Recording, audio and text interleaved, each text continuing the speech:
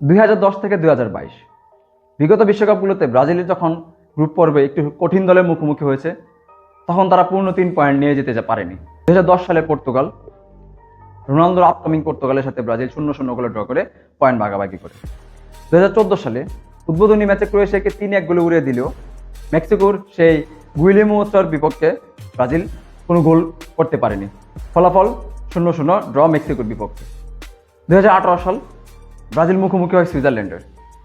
সেবারও ইয়ান সোমারের দুর্দান্ত পারফরমেন্সের কারণে ব্রাজিল 1-1 গোলে সুইজারল্যান্ডের সাথে ড্র করে। 2022 সাল সেটা সবার কাছে এখনও তরতাজা। সার্বিয়া এবং সুইজারল্যান্ডের বিপক্ষে জয় পেলেও আফ্রিকার দেশ ক্যামেরুনের বিপক্ষে ব্রাজিল 1-0 গোলে হেরে যায়। তো বিগত দিনগুলোতে দেখা যায় ব্রাজিল গ্রুপ পর্বে খুব ভালো একটা দলের মুখোমুখি হলে তারা 3 পয়েন্ট নিয়ে ফিরে যেতে পারেনি। 2022 সালে বড়ডুবির পর ব্রাজিল অনেকগুলো কোচ চেঞ্জ করেছে, ব্রাজিল তাদের প্লেয়ার পরিবর্তন করেছে এবং তাদের খেলার ধরনও পরিবর্তন করেছে।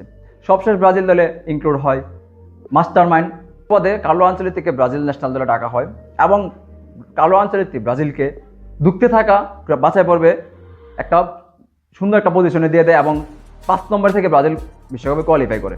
বিশ্বকাপে কোয়ালিফাই করার পরে প্রস্তুতি ম্যাচগুলোতে ব্রাজিল মোটামুটি ভালো মানের পারফরমেন্সই দেখাতে সক্ষম হয়। তারা মিশরের বিপক্ষে জয়লাভ করে এবং পানামা বিপক্ষে একটা জয়লাভ ব্রাজিলের পক্ষে হয়। মরক্কো ভার্সেস ব্রাজিল, সেই মরক্কো ভার্সেস ব্রাজিল ম্যাচে কার্লো আনচেলত্তিকে খুবই ট্যাকটিক্যালি ফুটবল খেলতে হবে। মরক্কোর প্লেয়ারদের হাইট এবং প্লেয়ারদের ফিজিক্যাল অ্যাডভান্টেজ মরক্কোকে অনেক এগিয়ে রাখবে। তার সাথে মরক্কো গত বিশ্বকাপে তাদের যে লম্বা রান আমরা দেখেছি, সেমিফাইনাল পর্যন্ত তারা গিয়েছিল এবং ফ্রান্সের সাথে তারা হেরে বিশ্বকাপ থেকে বিদায় নেয়। এই মরক্কো খুবই দুর্দান্ত ফুটবল খেলছে। মরক্কোকে হারাতে হলে ব্রাজিলকে অবশ্যই এক্সট্রাঅর্ডিনারি কিছু দেখাতে হবে। ব্রাজিলের স্টার প্লেয়ারদের ভর্তি, স্টার প্লেয়ারদেরকে অবশ্যই দায়িত্ব নিয়ে খেলা বের করে নিয়ে আসতে হবে। 1998 সালে সর্বশেষ ব্রাজিল বনাম মরক্কো গ্রুপ পর্বে মুখোমুখি হয়। সেবার ব্রাজিল মরক্কোকে 3-0 গোলে বিট করেছিল। সেই 1998 সালের পর থেকে 2002 বিশ্বকাপ থেকে 2014 মরক্কো বিশ্বকাপে কোয়ালিফাই করতে পারেনি।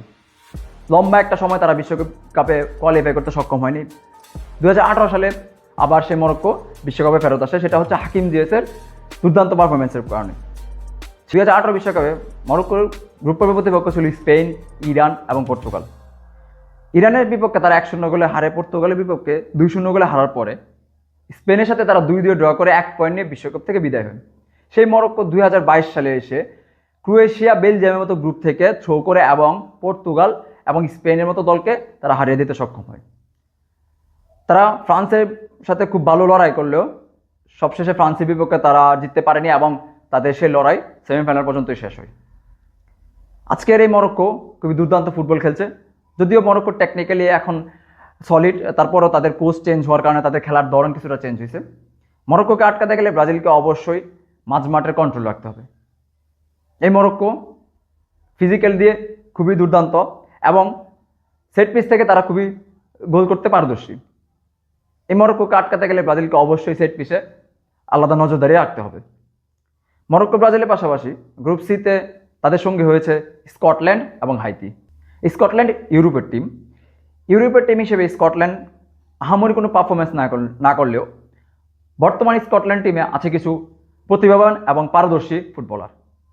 তাদের মধ্যে লিভারপুলের সাবেক প্লেয়ার অ্যান্ডি রবার্টসন, সদ্য অ্যাস্টন ভিলা হয়ে ইউরোপা লিগ জিতা ম্যাকগিন, নাপোলিতে খেলা ম্যাকটোমিনি।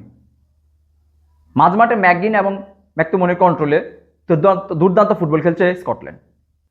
ম্যাকগিন এবং ম্যাকটোমিনিকে নিয়ে মাঝমাঠের পারদর্শিতা দেখিয়ে স্কটল্যান্ড দুর্দান্ত ফুটবল খেলে আসছে। এই ব্রাজিল এই স্কটল্যান্ডের মুখোমুখি হলে অবশ্যই তাদেরকে কঠিন পরীক্ষার সম্মুখীন হতে হবে। ব্রাজিলের বর্তমানে স্কোয়াড বলে দিচ্ছে তারা এই স্কটল্যান্ডের সাথে খুব ভালোভাবে না জিতলেও অবশ্যই তারা স্কটল্যান্ডের বিপক্ষে জয় তুলে নিতে সক্ষম হবে। স্কটল্যান্ড যে কোনো সময় ব্রাজিলের জন্য বিপজ্জনক হয়ে উঠতে পারে। স্কটল্যান্ড এবং মরক্কোর ম্যাচ দিয়ে এই গ্রুপ রানার আপ হয়তো বা নির্ধারিত হতে পারে। সেটা নির্ভর করছে খুব বেশি আজকের ফলাফলের উপর।